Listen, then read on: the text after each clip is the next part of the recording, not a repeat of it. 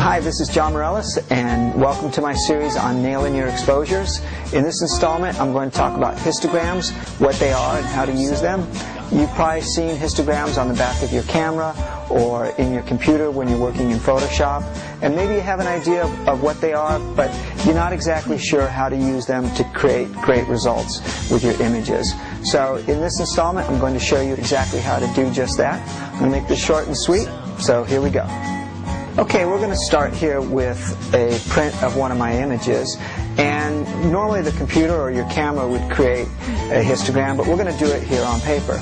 A histogram is simply a bar graph, and you have, on one axis, you have a range of values from completely black, which is 0, and completely white, which is 255.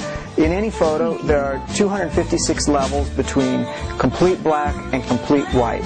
Now, the reason why it's 255 over here on the right and not 256 is because we start with 0. So 0 is our number 1, and then 1, 2, all the way up to 255. And then on our other axis over here, we have the frequency. How many times does an individual pixel occur? So let's say there are 10,000 pixels in a photograph, then, you know, up here would be 10,000 would be the maximum number of pixels that could occur in the photo. So what we're going to do now is we're going to look at our photograph, and we're going to pick out areas of complete blackness, areas that would be rendered as, or defined as 0. So probably the darkest part of the scene is here in the curtains and in the gloves. There's absolutely no detail in the gloves. Underneath the sofa here, these are all areas of, these are all black areas. So what the histogram does, what the computer essentially does, is it takes an individual pixel, and if it's a 0, it puts it in here in our graph, and if there's more than one, it sort of stacks our pixels up and creates a bar. And then as there are more pixels, the bar gets higher, and in this case we're going to make it higher still. Higher still, because we have a lot of black areas. So the histogram is going to be very high. And we're going to ignore this 10,000 over here. So these bars might represent 1, 2, 3, 4, 5 within our levels of darkness within the histogram.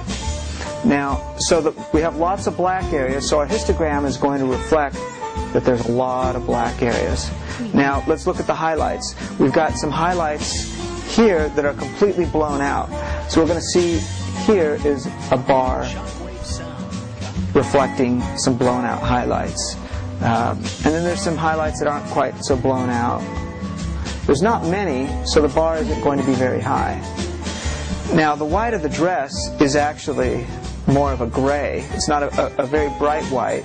So you're going to see this, we'll say it's about a 25% gray. Let's say this is 25, this is 50, and this is 75%. So we're going to see some bars here that reflect the gray dress.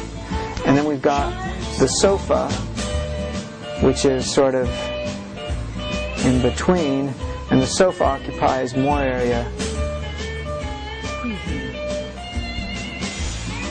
than the dress, so there's more information there. So basically what we're doing is we're counting. These bars represent pixels, and the more pixels there are of a given tone, the higher the bar is going to be. So there's lots of black areas, we have high bars. There's not a lot of highlight areas, so we have a very low bar. And these bars are distributed throughout the entire tonal range. And what happens in the histogram that we'll see is that the bars continue to get filled in. We have our highlight areas. There's not as many of those. We continue to see fewer and fewer highlight areas.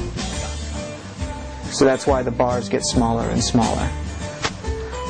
So in my my little diagram here, I don't have exactly 256 levels, but you have an idea of what the histogram looks like. So in the camera, all these bars are going to be completely black.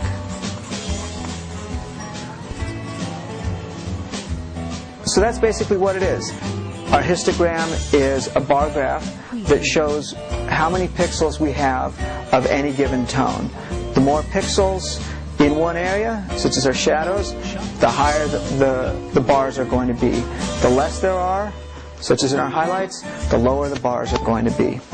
Finally, here's the image loaded on the computer with the histogram, so you can see what the actual histogram looks like. And you can see that the histogram that I drew out is actually fairly close to the histogram that is in the computer.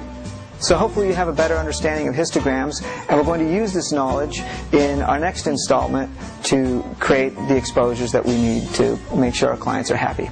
So for the Photographer's Toolkit, thanks for checking in, and I hope to see you soon.